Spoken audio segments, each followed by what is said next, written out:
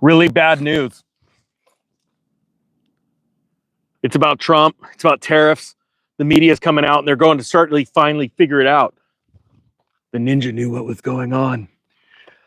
I've got two stories, and this is very serious. So let's get into serious mode here. Come on. Crap's going down. Everything's going to crap in a handbasket. All right, here we go.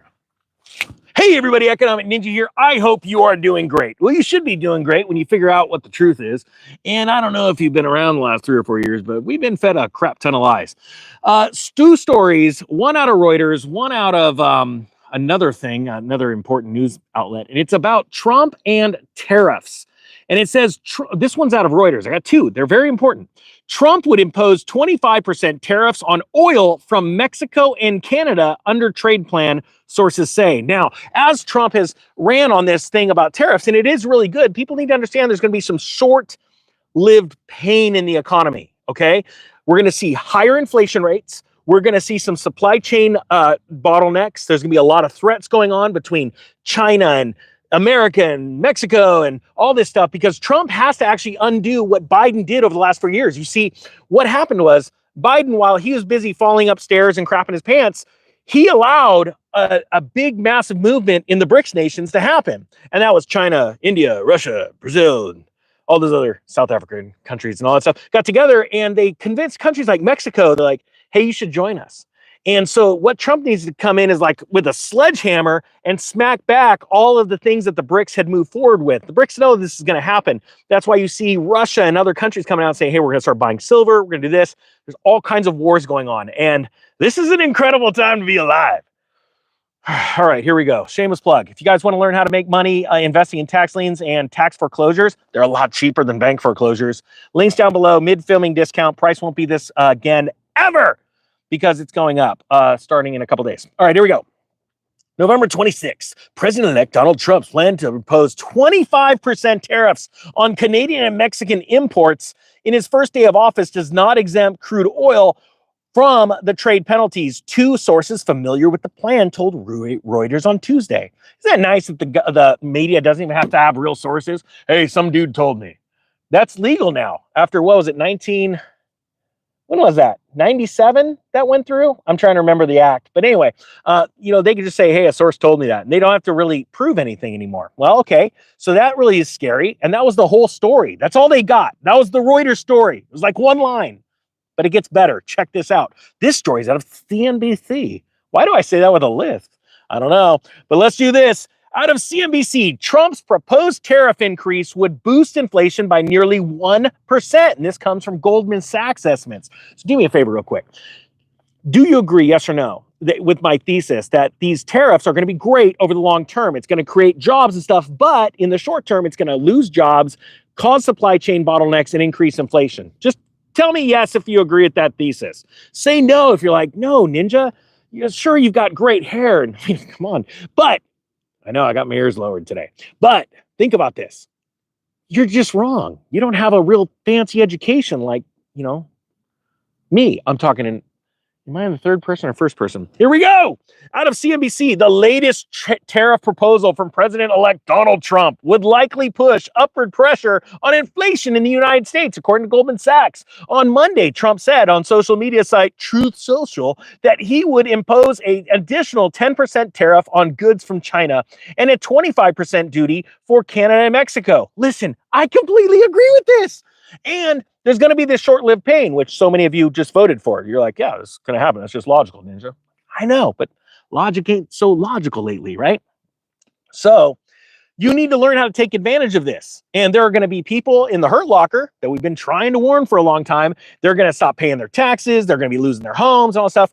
And what I want to do is teach people how to make money from this, but at the same time, help people. I know it sounds crazy, but it's actually possible. I'll get into that in a second. This is from, I got to be serious now. This is from people that went to really big schools and they've got lots of letters behind their names. Goldman Sachs.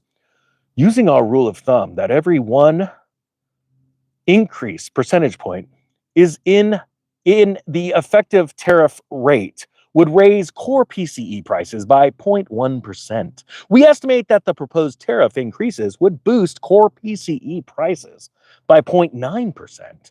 if implemented. This is a dude named Hazias.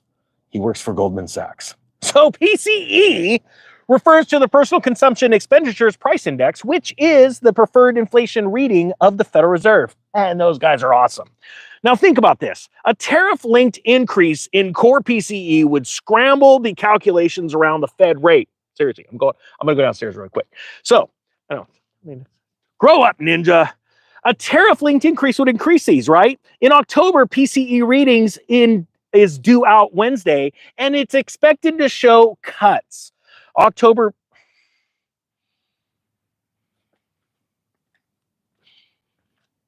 I don't like that. Nope, don't like that. The three countries in question account for 43% of the U.S. goods imports, and the tariffs would result in slightly less than $300 billion in revenue annually, according to Goldman Sachs calculations. So this is what's really going on. Goldman Sachs, it's sort of a hit piece. Sort of is, sort of isn't. See, Goldman Sachs is like, hey, you don't want to really screw up, these relationships. It's going to really not bring in that much money, and it's going to increase inflation. That's making Trump's plan sound bad, right? Because what's happening behind the scenes is these big dudes and these big companies, they've got investments in China, and they don't want to see them screwed up for their private banking clients. It's actually how it works. Type 10 if you get it. But if you don't get it, just type 9. I don't get it. What do you mean private banking clients? Well, wealthy people got these private bankers, and they invest in other countries where they actually what they would do is they want to get a grip on the country and squeeze them. And that's what we've been doing to countries like China, Mexico. We've been doing it to countries for decades and decades. We've been exporting inflation to them. Like, here, take our inflation. We just want your cheap crap. Fill up our Walmart stores. And you're seeing stores like Walmart come out and say, yeah, 1 in 3 people are going to be shopping at Walmart now for Christmas instead of other stores that they used to because they can't afford it. And the truth is, the nation's broke.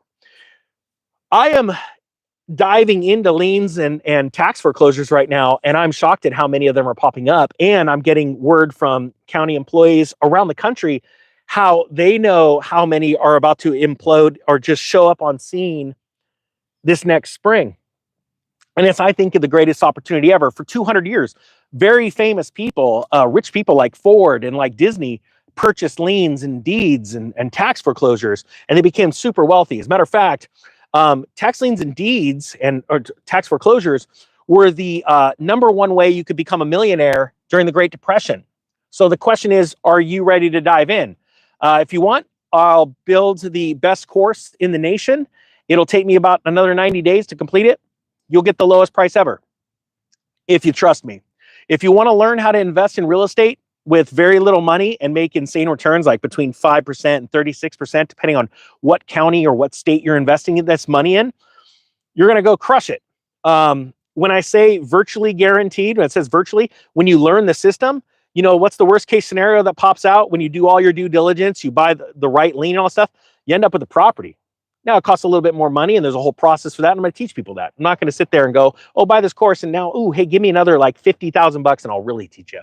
I don't like that kind of stuff. The Economic Ninja is going to build the greatest financial education platform in the country. And it's going to be inspiring people that didn't understand how to inspire themselves or didn't know how to get from point A to point B. Anyway, that's my mission statement. Whatever. I hope you got something out of this. If you did, say heck yeah right in the comment section. Love you guys. The Economic Ninja is out.